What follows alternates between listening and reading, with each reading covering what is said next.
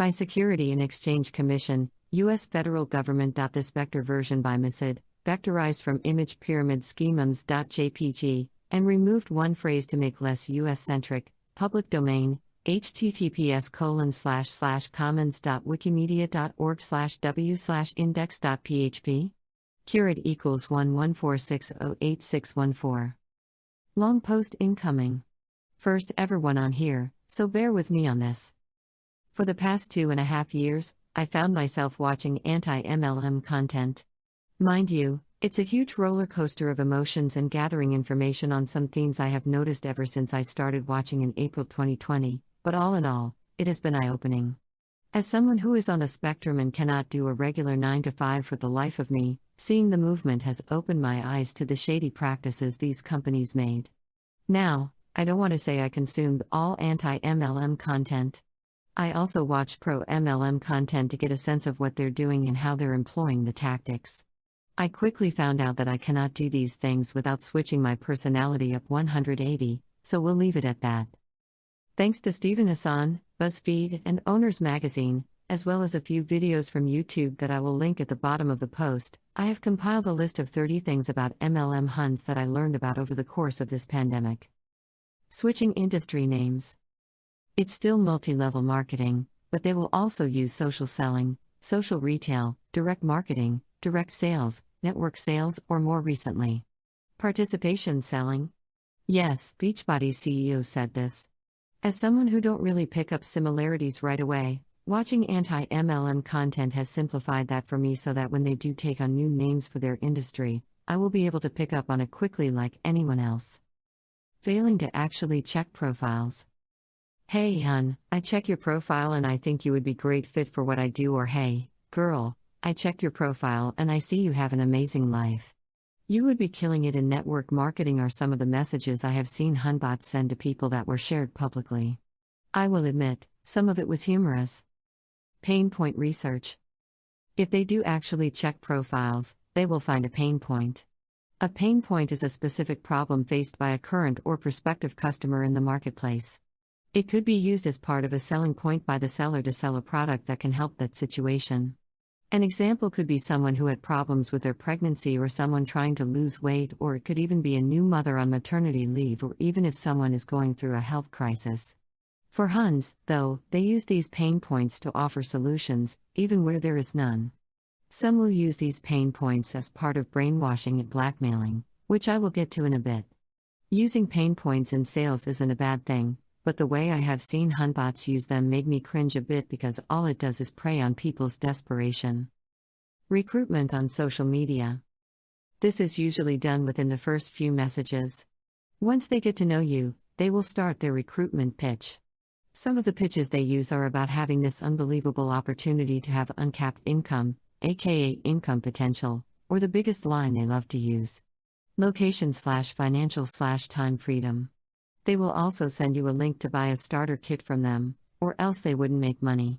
Some will also send you a link to a Zoom call to give information that they should have given you in those first few text messages. In-person recruitment. Not all MLM recruitments take place online, and some of them will start out/end online, but then if you ever get invited to a coffee chat at Starbucks, or if you ever been to Sam's Club or Target, you might risk getting recruited. The Amway posts on r/Antim are great examples of in-person recruitment. The common themes among Amway recruiting are someone and or their spouse retired in their 20s and 30s to start a business, and them handing you a book to read so it can be discussed on Zoom. Rich Dad, Poor Dad by Robert Kiyosaki is a popular book mentors hand out to their recruits. The anyone can do it vibe. In general, I hated this saying. It tells me that the person who uses it is privileged and doesn't know the extra steps others use to get to that level. Huns will say this all the time when they're on Zoom calls with their teams. If I can do it, anyone can. Actually, they cannot, or else it would be saturated. Another thing they do is that they will recruit everyone and claim that the market is not saturated. If you recruit 5 people and they recruit 5 people each, and those 25 get 5 people each, you will get to 13 levels before you're out of people in the world. This is called exponential growth. The brainwashing. This is a big thing I learned from watching and reading anti-MLM content. Let's say the person getting recruited is worried about what their family and friends will say if they tell them about the opportunity. The Hunbots will tell them to cut out negativity. That could be cutting out friends and family who saw the red flags, or blocking strangers on social media who call them a scam or a pyramid scheme. They would even go as far as to attack the anti-MLM community for spreading hate and propaganda, when really the community is raising awareness about the business model. This was a great learning lesson as someone who can easily fall for people because of their friendly tones, and they will get you with that. In the MLM world, critical thinking goes out the window. Love bombing. If you do sign up for the opportunity, they will shower you with lots of love. By that, I mean, they will add you to all the groups, all the chats, etc. I find this toxic because while they love you at first, they will either outright ignore you or give you the runaround if you need help. So much for friendships, right? Leave. Cliques. In. Hi. School. Doublespeak, aka goalpost moving. One of the things I hate the most, MLM or not, is the doublespeak. The hypocrisy is uncanny with these Huns. They will tell you when recruiting about working in pockets of time, but when you actually join, all bets are off. They expect you to work 24/7, and to attend all Zoom meetings and join accountability groups. In general, whatever they say, they will quickly jump in the opposite direction. Treating valid reasons as excuses. I don't have time, I don't have the money, I'm not good at sales, those are valid arguments. Some people don't have the last $99 on hand to join these companies. Some have a lot on their plate and cannot make time to work the business. Some, like me, aren't good at sales. But for these Huns, they have an answer to everything. No time? Work the business while watching Netflix. No money? Put it on a credit card or skip an important bill, that makes my blood boil. Not good at sales? They will train you how to be coachable. Pyramid schemes are illegal. Their go-to argument when you assert your anti-MLM position. This will also be said in their social media posts thinking they did something. There's one problem with that statement. Their products serve as loopholes. If not for fizz sticks, shampoo, and various essential oils, they would be straight-out pyramid schemes. I have also seen them perform whataboutism with reputable companies, accusing A, those companies of being pyramid schemes, and B, CEOs of said companies making money off the rich. The titles: National Vice President, Managing Market Builder, 5-Star Diamond, Presenter, Artist. Those are all real titles given to Huns at various MLM companies. These titles mean nothing in the real world, and I always get a laugh every time a Hun presents herself as a double-star vice president among others who are also diamond star vice president. Also, the pay isn't great, I'll get to that later.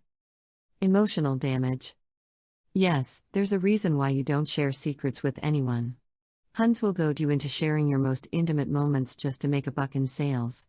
If you try to leave your MLM or complain that you're not doing well in the business, they will threaten to blackmail you. This is a horrible tactic to use in general because of the tactics they use to get you to share your deepest secrets to them. Gatekeeping money. You're making money. I'm making money. We spend the money on bills and things we actually like. You love Starbucks coffee? Go for it. You're in the middle of binge watching a show on Netflix? Have fun. You saved up enough money to buy makeup at Sephora? Girl, you deserve it.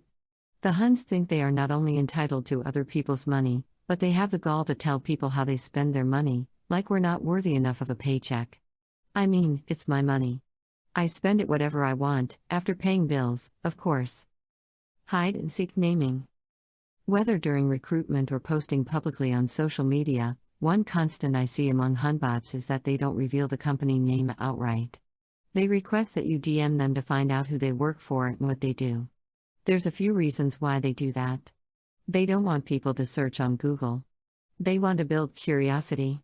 Honestly, I think they're doing this on purpose because they want people to jump on it real quick and not do any research beforehand, which leads to FOMO, fear of missing out. They're always looking for 3 more people, but those 3 more people can turn into 18 in a snap. Gee, I wonder why. But really, they do this because they have to replace the people that left their teams. Another way they do this is to post media about conventions, retreats, and flaunting free stuff in such a way that people would see it and go, "Oh, I wish I could be like them." Thankfully, they don't generate more than a few leads at a time, so make what you will. No means not right now. No is a complete sentence. Always remember that. In the MLM world, no is only valid for a moment. They take that no and will keep messaging their potential recruits as often as they can without breaking toes. This is done as checking up on their potential customers. To me, that's spam. This is the quickest way of getting blocked, reported, and even getting banned on social media. Making claims about income. I make 6 figures from my side hustle isn't the flex it usually is. Even so, they don't really seem to back it up with hard proof. Instead, they'll brag about having 2 houses or have a nice car. Making income claims are against the rules, but it seems to be the least enforced, and making many revisions haven't really helped. Making claims about health. This is especially true for wellness MLM companies. Product A would help with asthma, Product B would fix autism, Product C cures cancer, and so on. Most MLM Huns don't have the right credentials to back up what they say, and for those that do, because they do have nurses, dietitians, and scientists among the ranks, they misuse their credentials to make false claims about the products. Missuing figures. Have you heard these 2 stats? 99.x% of reps lose money in MLM, and of those who make $100,000 a year in an MLM, 82% are women. These are the real stats, but MLM Huns have warped the latter one so much, so they'd be saying something like 82% of women who make $100,000 a year are in network marketing. I had to look it up multiple times to make sure it's the right one because they misuse it so much. Misusing religion. If there's a constant element in MLMs, it's religion. Just like in politics, MLMs misuse religion for their own gains. I have seen Bible quotes misused over and over again like a game of telephone. Most claim to be Christian, but in name only. If you have heard the story about how Jesus flipped the table on greedy merchants, then you already know what this is. God put me here, God put me there, God sent me this, God sent me that, now I'm Catholic, not a practicing one, I grew up with it, but I'm pretty sure that God doesn't want us to scam people or to be greedy. Self-blame. AKA, if you're not successful, it's your fault. The business model gets absolved of all blame and it transfers it to the individual. It's demoralizing because it's a brainwashing tactic that will keep you in the business far longer than you need to be, and also because then they make you think that you have to work harder to at least get your upline's attention. Get uncomfortable. They love saying that. Do it uncomfortable, do it scared, basically, go all in without a backup plan. That's all I got from this, and I will say, I agree with this. But please, have a backup plan. Overpriced products. Recently, a Phoenix-based lifestyle anchor I was following posted a flash sale from Monat, $66 for 3 products, which also includes a free product if you spend $100 or more. 2 things came to mind. First of all, how dare she? Her hair looked amazing before she started using the product. 2, it's pretty obvious that this isn't the first flash sale Monat posted this year. In fact, they do it often. This is just one example of MLM companies overpricing their products so that the uplines get a cut from their downlines depending on how far down it's allowed. Now, back to the TV host. She might not be selling for Monat, but it's still disappointing to see her shill for it every week. Quotas/inventory loading. Have you ever heard any stories about former MLM Huns telling their stories about how they had to buy products monthly to stay active? Have you ever been in an MLM where they tell you that you have to put the orders on autoship to meet your quotas? Yeah, that's pretty much what this is. LuLaRoe, Paparazzi, Young Living, Monat, Arbonne, and Herbalife are some of the MLM companies that will make you buy products in order to sell them, and oftentimes they can't sell them fast enough, so they keep buying and buying products until they run out of room. I have seen photos of LuLaRoe consultants donate leggings to Goodwill, a common theme on our /Ant team. I have seen pictures of Young Living and Paparazzi reps sell their products in bulk on Facebook Marketplace after they quit their businesses. It's stupid, but also sad to see this practice happening. Disclosure statements. In a word, bleak. Some MLM companies post their annual income disclosure statements annually to give us a picture of how their reps are doing and also as a roadmap for potential recruits so that they can get a sense of how much they can make in each rank. But that's not the only thing about income disclosure statements. Most of them don't post them, and for those that do, it's a huge yikes. Going by the figures, you would realize that it's just not worth it. The CEO tagline. Being in an MLM means that you get to be your own boss, your own CEO per se, and the Hunbots run with it. Most MLM CEOs are men, while the majority of their workforce are women. The truth is, they actually don't know what it takes to be a business owner. Hell, I don't know much about running a business either, but I'm pretty sure you have to do your own pricing, inventory, shipping, website building, etc. The lack of actual business sense rings true when they have to file their taxes. As 1,099 contractors. Which leads us to. They're bad at taxes, mostly, but really bad. When they file taxes, as independent contractors, and some think that a 1,099 and a business owner is the same thing, they get a 1,099 tax form the following January if they make $600 or more in the previous calendar year. Most will not make that much, let alone for years, but that's not the only thing I saw with this. They also love to write off everything, and I mean everything. We're talking travel expenses, meal expenses, gifts they have received. Yeah, it's bad, but wait until they get a huge bill and it's game over. Devotion to CEO and other major players. If you're thinking of joining an MLM, get ready to fangirl the CEOs, the top leaders, and your uplines. This is part of Stephen Hassan's BITE model, and eating up the words from the major players is part of the information portion of the model. I'll do a blog post on that in the future, but I can tell you this. Devotion is a one-way street, two-way if the downlines make them money. TLDR, they are commercial cults. Other MLM competition. Finally, the last thing I learned about watching the content is that some MLM Huns seem to think that other MLMs are scams. They will badmouth them and accusing them of doing the same things they're doing, aka projection. They will also badmouth their sidelines, aka those on the same rank as them, just to save face.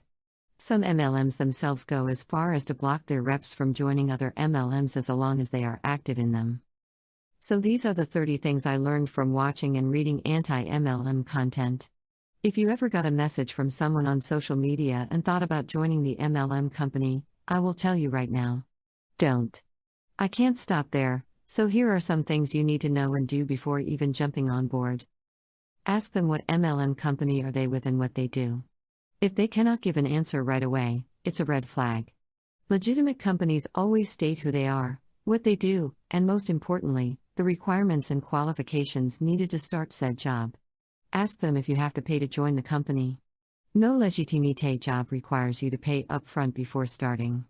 If a job requires you to have a separate laptop or to have a uniform, they will provide it to you for free. Same with training. They pay you to train. In MLM companies, you have to pay for a starter kit, training, and in some cases, you have to keep buying certain items to stay active. Do your research. They will tell you, no, don't look it up on Google, and that should raise enough flags for you to go on Google. Typing is XYZ and MLM is a fantastic place to start. You can also go here and either type in the company or use the drop-down button to find the name. Also, keep searching for things like reviews, lawsuits, and YouTube videos explaining the tactics the company uses.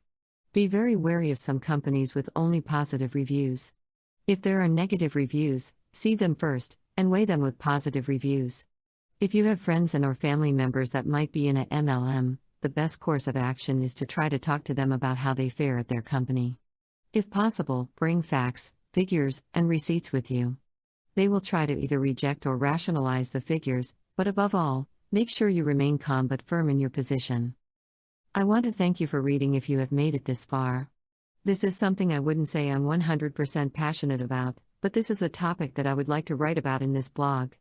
If you like, stick around and read my other blog posts on other topics or click on the links at the top of the page. I don't have the necessary software to do videos, so instead, I will leave a few for reference.